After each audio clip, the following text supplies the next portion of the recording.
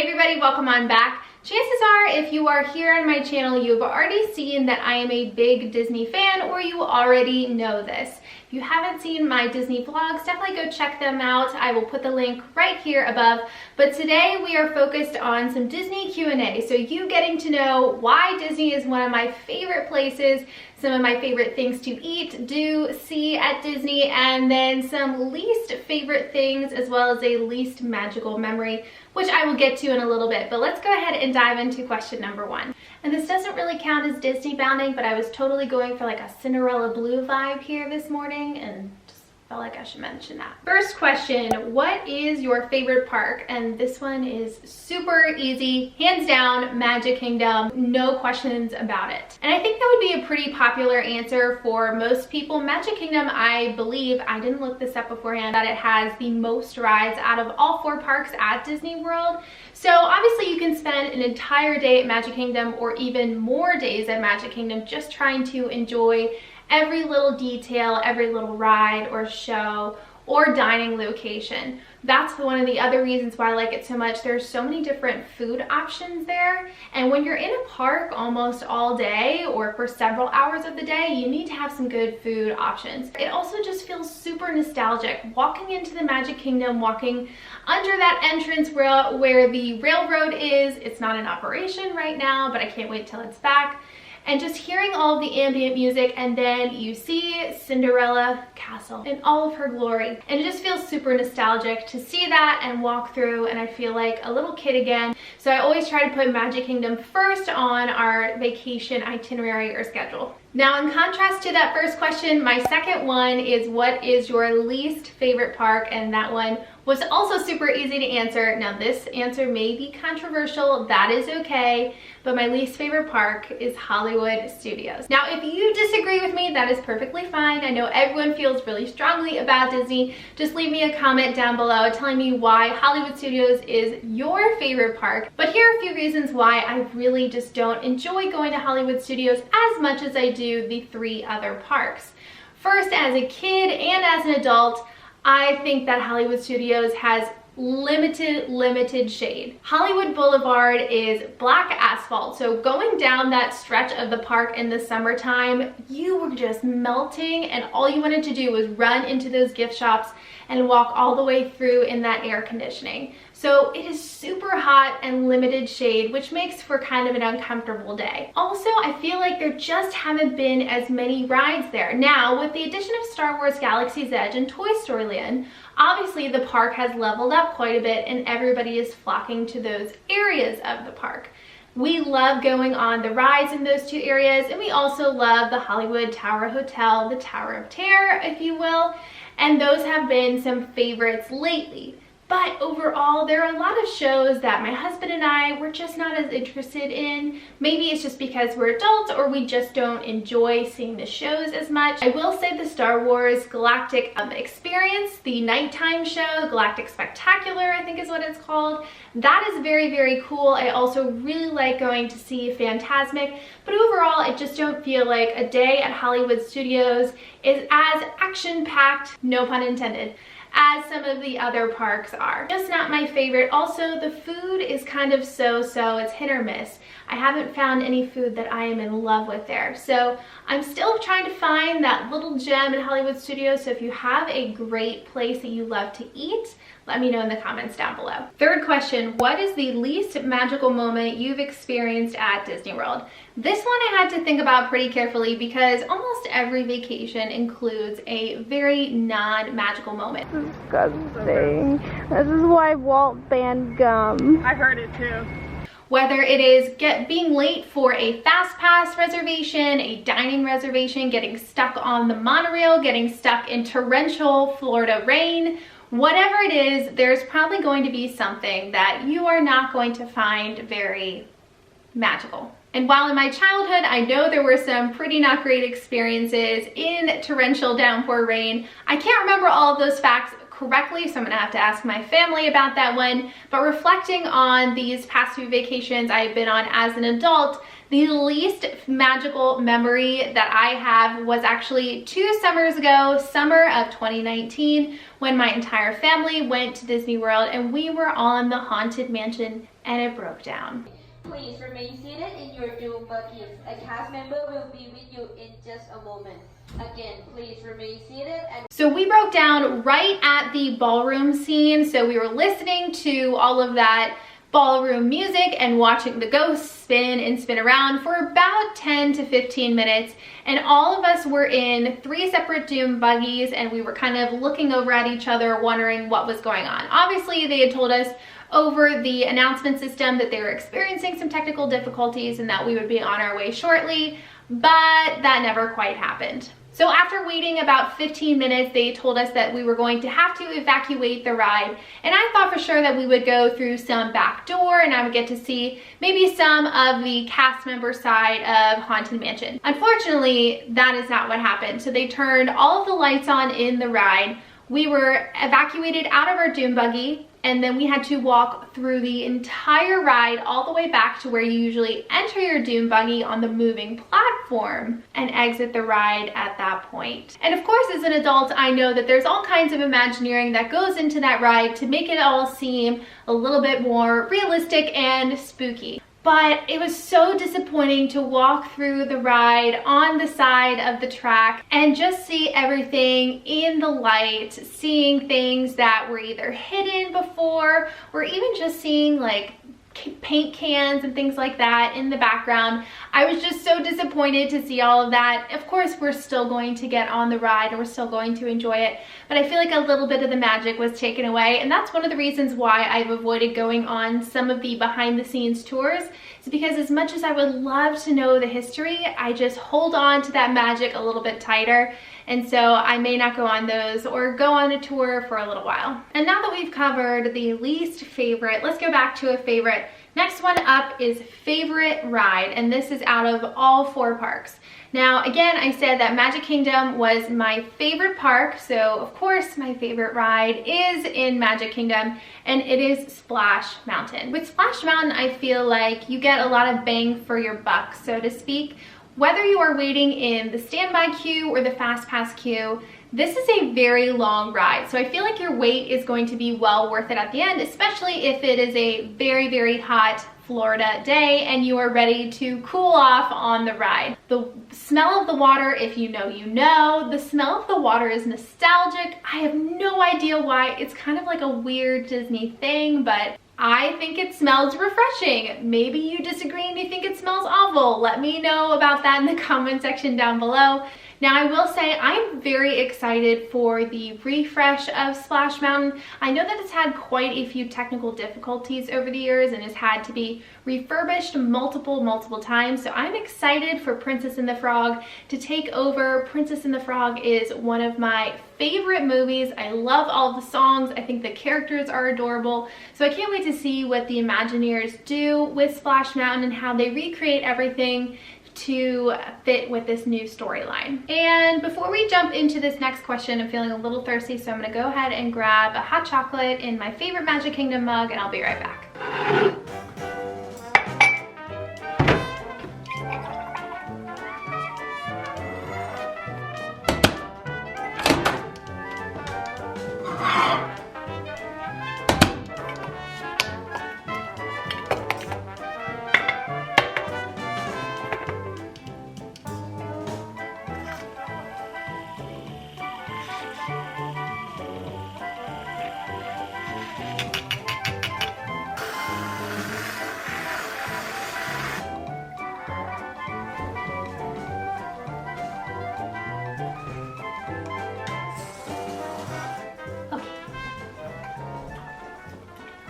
Okay, I'm all set. Gus is also very happy because whenever I make hot chocolate, he also gets some whipped cream too.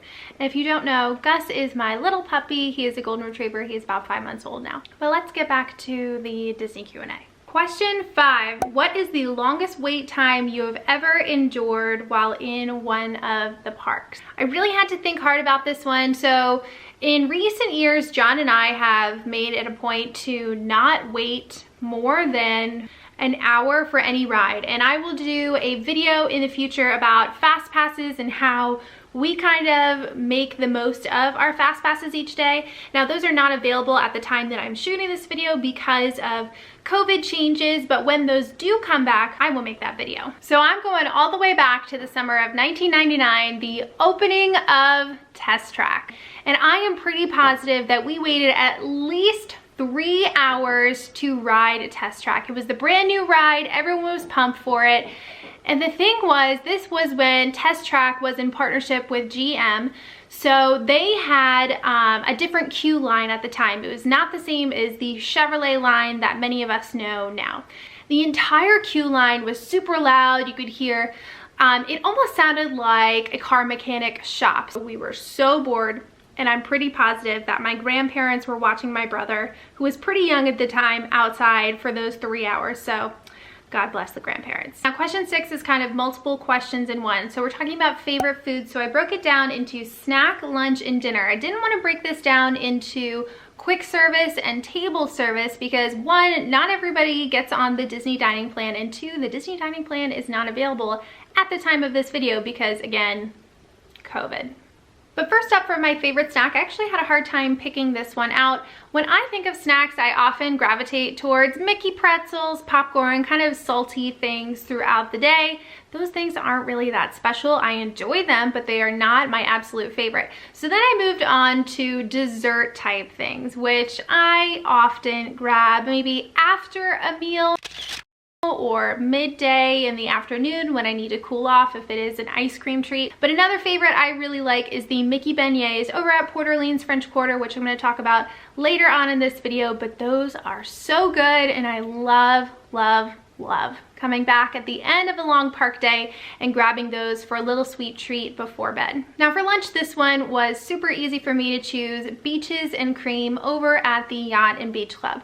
Now this is outside of the park, so if you are someone who likes to stay inside the park all day long, morning to night, this is not going to be a great lunch option for you. But my husband and I like to do morning to mid-afternoon in the parks and take a nice break at our resort before heading back out in the evening. So when we leave a park, we will often catch the bus over to the Yacht and Beach Club for lunch at Beaches and Cream. We used to go to this restaurant all the time when we were staying at the Yacht and Beach Club as kids, and one of the best things about it is that it has really good AC, especially with the recent renovations. I think there is even more AC in this place, so if you're looking to escape the heat and you're near the Yacht and Beach Club, definitely check it out. But they just have classic 50s diner food. They have hot dogs, hamburgers, of course, and their highlight is their milkshakes.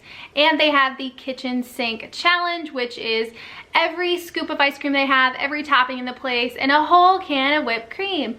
A whole can. If you know, you know. The siren goes off. It's a whole experience, and it's super fun for those who decide to go for the challenge. We have never done that, but we just enjoy sitting in this place. And even though it doesn't look exactly the same as it did when I was a kid, it is still really fun to go and visit, and they've kept a lot of the theming alive as well. Dinner was the toughest one for me to come up with a favorite for, just because I feel like we have been to quite a few sit-down restaurants in the parks, and we have enjoyed our meals very much, but I can't think of one that has really blown me away. So my favorite is actually outside of the parks. It is at Coronado Springs Resort in Grand Destino Tower, and it is Toledo. So this is the restaurant that is at the very top of the tower. It has views of 3 theme parks, so you can see Magic Kingdom, you can see Epcot, and Hollywood Studios. And from there you can look at all of their different nighttime spectaculars or fireworks shows kind of at different times, which is really cool. They don't pump the music into the restaurant itself, but it's just neat to see all of those different viewpoints. The restaurant itself is beautifully designed, beautifully decorated. They have all kinds of wines, and my family and I really enjoyed our meal here. We also were able to get drinks at the Dahlia Lounge just before, and we were able to see a view of Star Wars Galaxy's Edge right before it opened. And of course it is open now, so if you're a big Star Wars fan, this is a cool lookout point, and you don't have to have a reservation at the restaurant to go and look out. Again, like I said, you can go and grab a drink at the Dahlia Lounge and just check out the views from there. But Toledo has some pretty great food. The menu is on the smaller side because it is tapas, so small bites and plates to share. So take a look at that before you make a reservation. Make sure that your family is going to find a little bit of something for everyone, but this is a great restaurant and one of my recent favorites. Question number 7, what is your favorite resort to stay at on Walt Disney World property? If you have watched any of my Walt Disney World vlogs, you know that we are big fans of Port Orleans French Quarter. Now, in the summer of 2019, when my family visited Disney, we stayed at Coronado Springs, the brand new Grand Destino Tower, and we love that one. We actually have that resort booked for our next vacation because right now Port Orleans French Quarter is closed, but it will reopen. And one of the reasons why we love this resort is because it is the smallest resort on property. So you get a little bit of a smaller feel, you get a lot more peace and quiet. You're not going to run into as many guests as you would at some of the more larger resorts. Another thing I love about this place is that when I'm on the walking trails or I'm just walking back to my resort room, they have all this beautiful jazz music playing all the time. They have water fountains here and there. It's just a really beautiful space to kind of come back to at the very end of your park day or midday for a break and just kind of decompress and take a breath. The Sassagoula River also runs behind the resort, so this little waterway will take you all the way to Disney Springs and back directly to your resort. So we have ridden that little boat ride a few times. In the wintertime, it can be a little bit breezy on the water, so definitely bring your jacket. You're not going to go super fast. Obviously, it's a little ferry boat, just like the friendship boats that run between Epcot and Hollywood Studios and the resorts along the way there. But it's a nice little ride and a different way to get from point A to B in Disney World. Now, this waterway only runs to Disney Springs, Port Orleans French Quarter, and then Port Orleans Riverside, which is the larger part of the overall resort that is down the waterway a little bit. So don't get on the boat and expect for it to take you to Epcot, Hollywood Studios, or Magic Kingdom.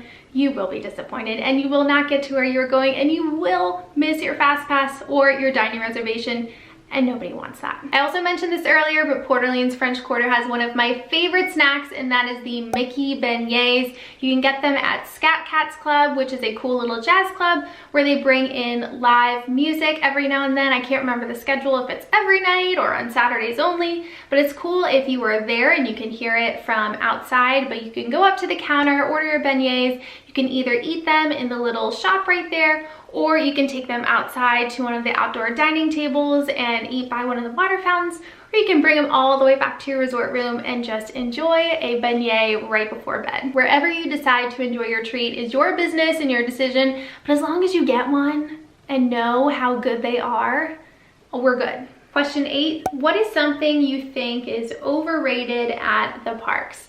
I had to think about this one for a little bit, and I know it's gonna be controversial, so hang tight. But I am choosing Seven Dwarfs Mine Train, and here's why. So when John and I first rode this ride, we had a fast pass for it, so we did not have to wait in the very, very long standby queue. And I think that the standby times were 3.5 to 4 hours that day. So it was very long to get on this ride. And as soon as we got off, we both said, that's it? Was it that short?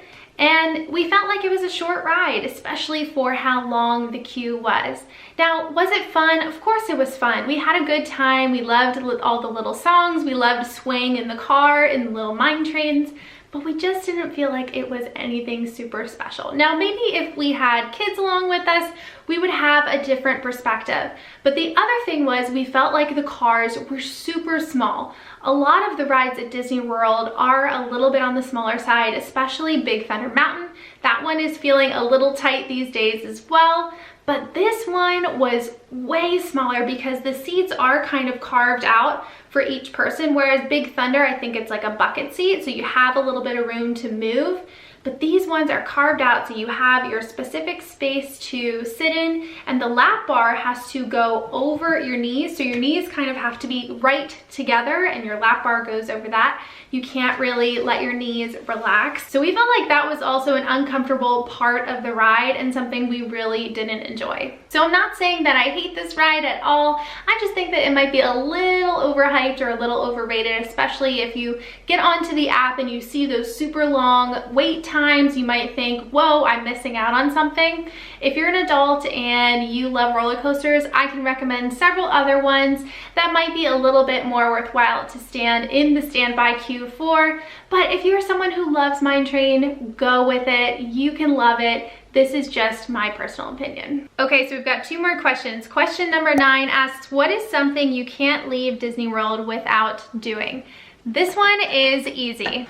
It might be a little nerdy, but I can never leave Disney World without purchasing a pin for my pin lanyard. So I have actually never traded a pin before, and I never want to because each one holds such a special memory to me. So what I do at the very end of a vacation is I try to think back on all of our memories, and I pick up a pin that will specifically remind me of that trip and whoever I was with. So most recently, I have and I have to find it here. This isn't the most recent one, but it's one that I had in mind. It is the Rose from Beauty and the Beast. It reminds me of the first Disney vacation John and I went on because we went to be our guest and we were super excited to get that reservation. I was jumping up and down when I scored it, and we ended up getting a few more reservations for breakfast and lunch, so we were able to go multiple times and enjoy that restaurant. But I like this rose. I think it's super pretty. It's kind of like stained glass, and it just reminds me of that special trip together. I have a few other ones. I think right below it is actually one from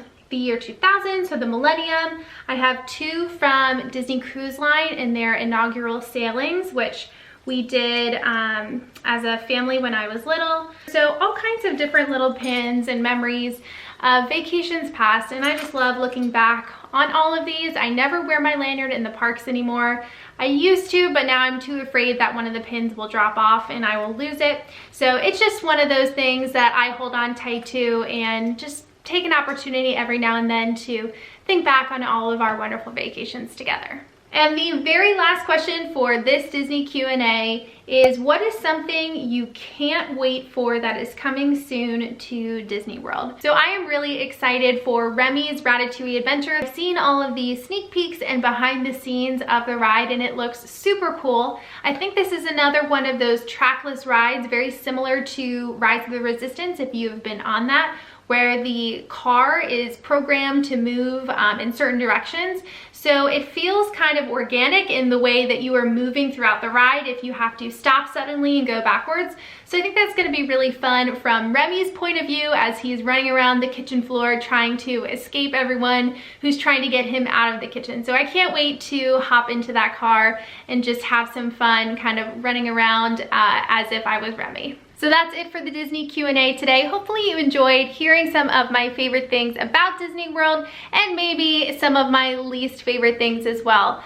What I'm going to do is I'm going to put all of the questions in the description box down below, and I would love it if you would comment back with one of your responses. Even if they are different from mine, I would still love to hear from you in that comment section. And if you happen to make a video using these questions, definitely tag me in it. I would love to go and watch it. But don't forget to hit that subscribe button for more videos like this one. I definitely have more Disney content coming up as we have a vacation plan for later this year. So there will definitely be some vacation planning videos coming later on in the next few months. But thank you so much for watching, and I'll see you guys next time.